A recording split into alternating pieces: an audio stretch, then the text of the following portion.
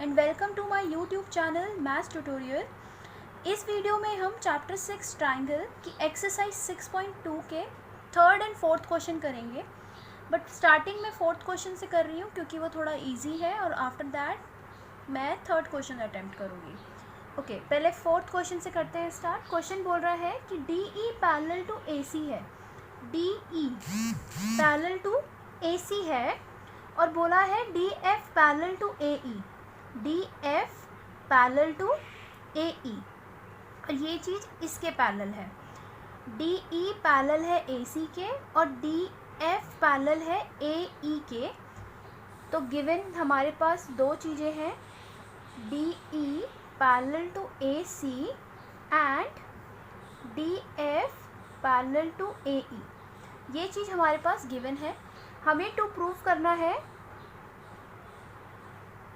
कि B F upon में E F, B F upon में E F, B F upon में E F is equal to B E upon में E सी, B E upon में E सी।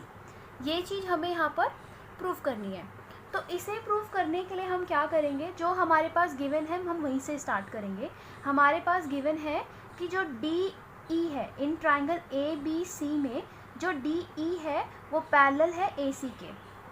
तो proof देखिएगा इसका, proof in triangle A B C D E parallel to A C. ये जो D E है ये पैरेलल है ए सी के। ये चीज़ हमारे पास गिवन है। तो हमें पता है अगर ये साइड इसके पैरेलल है तो अकॉर्डिंग टू बीपीटी थ्योरम इनकी रेशोज़ इक्वल होगी, साइड्स की रेशोज़ इक्वल होगी। तो यहाँ से हम बोल सकते हैं बी डी अपॉन में A D is equal to B E upon में ई सी। ये चीज़ हम बोल सकते हैं। इसे क्वेश्चन नंबर 1 ले लेते हैं, by theorem, by BPT theorem, BPT theorem.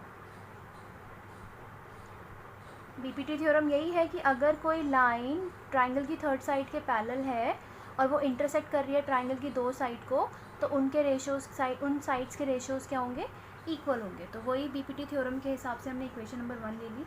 उसके बाद सिमिलरली हम ट्राइंगल कंसीडर करेंगे B D E, B D E ये वाली ट्राइंगल कंसीडर करेंगे। बी ए ई कंसीडर करेंगे। छोटी वाली ट्राइंगल नहीं, बी ए ई ये वाली ट्राइंगल कंसीडर करेंगे। और हमें पता है कि जो डी एफ है वो पैरेलल है ए ई के, जो डी एफ है वो पैरेलल है ए ई के। ये चीज़ भी हमें यहाँ पर गिवन है, ठीक है। तो हम यहाँ से सेम चीज़ बोल देंगे, अगर ये इसके पैरेलल है तो बीपीटी थ्योरम के हिसाब से इनकी रेशोज़ क्या होंगी, आपस में इक्वल होंगी। तो रेशोज़ क्या हो जाएंगी, बी डी अपॉन में A D is equal to B F upon में एफ ई, ठीक है। इसे इक्वेशन नंबर 2 ले लेंगे, सेम बाय बीपीटी थ्योरम, ठीक है। तो अगर हम इक्वेशन नंबर 1 और 2 को देखें तो यहाँ देखिए LHS और LHS ये दोनों साइड सेम है, LHS सेम है। तो RHS भी तो आपस में इक्वल हो जाएंगे।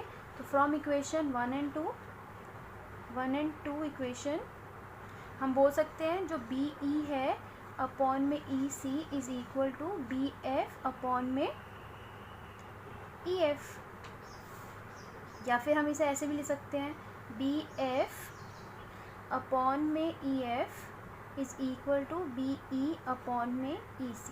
और यही चीज़ हमें प्रूव करनी थी, हेंस प्रूव्ड। यही चीज़ हमें यहाँ पर प्रूव करनी थी।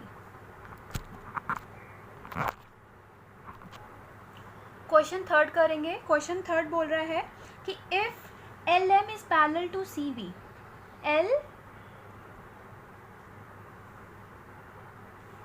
LM is parallel to CB और बोला है LN is parallel to CD।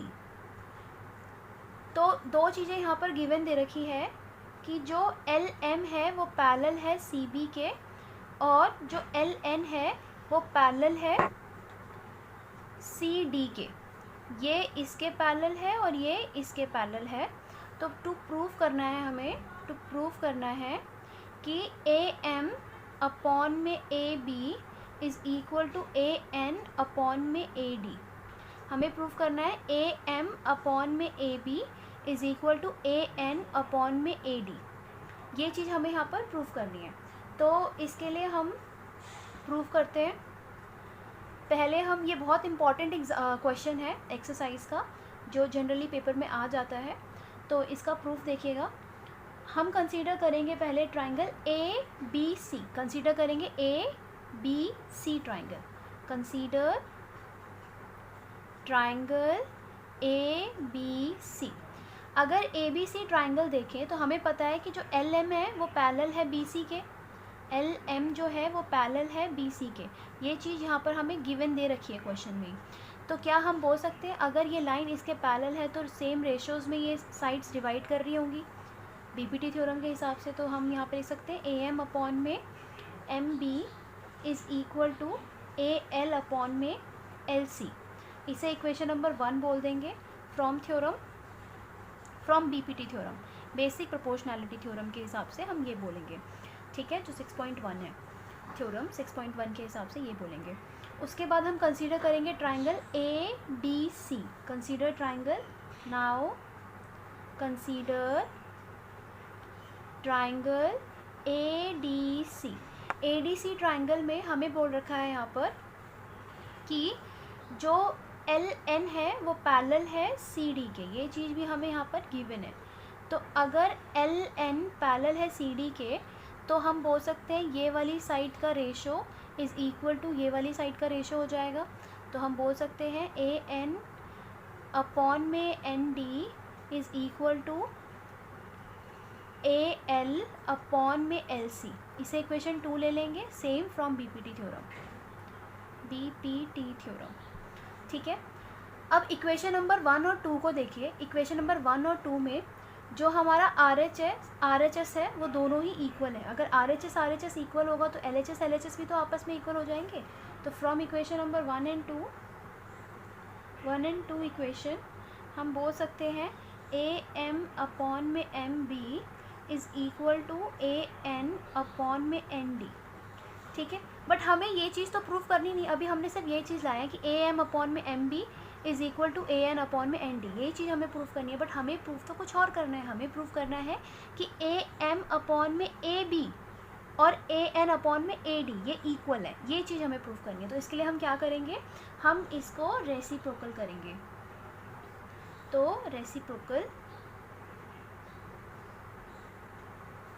Reciprocal करने में क्या हो जाएगा, एम डी अपॉन में A M is equal to N D upon में ए एन, ये हो जाएगा। फिर क्या करेंगे, ऐड करेंगे दोनों साइड 1, तो ऐड 1 ऑन बोथ साइड, ठीक है। तो जब हम ऐड 1 करेंगे बोथ साइड में तो क्या हो जाएगा, एम बी अपॉन में ए एम प्लस में 1 equal to N D upon में ए एन प्लस में 1। फिर हम यहाँ पे नॉर्मल एलसीएम लेंगे, M B as it is आएगा, ए एम को 1 के साथ इंटू कराएंगे तो ए एम ही आएगा, अपॉन में A M is equal to N D plus में सेम यहाँ पे भी ए एन हो जाएगा, अपॉन में ए एन। तो मुझे बताइए यहाँ पे फिगर को देखकर कि एम बी प्लस में ए एम बी प्लस में ए एम प्लस में एम बी, क्या आपका ए बी नहीं बना रहा? तो यहाँ पे हम लिख सकते हैं ए बी, अपॉन में नीचे वाले को एज इट इज़ रखेंगे। सिमिलरली एन डी प्लस में एन डी प्लस में ए एन, दोनों मिलके ए डी बना रहा है, तो यहाँ पर हम ए डी ही लिखेंगे, ए डी अपॉन में as it is A N. और इसका फिर अगेन रेसिप्रोकल कर लेंगे, अगेन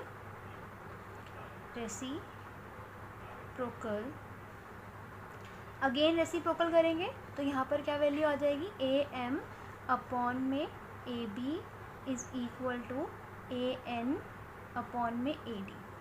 और यही चीज़ हमको प्रूव करनी थी, यही चीज़ हमें टू प्रूव करनी थी, और सेम हम ले आए, तो हेंस प्रूव्ड। Thank you.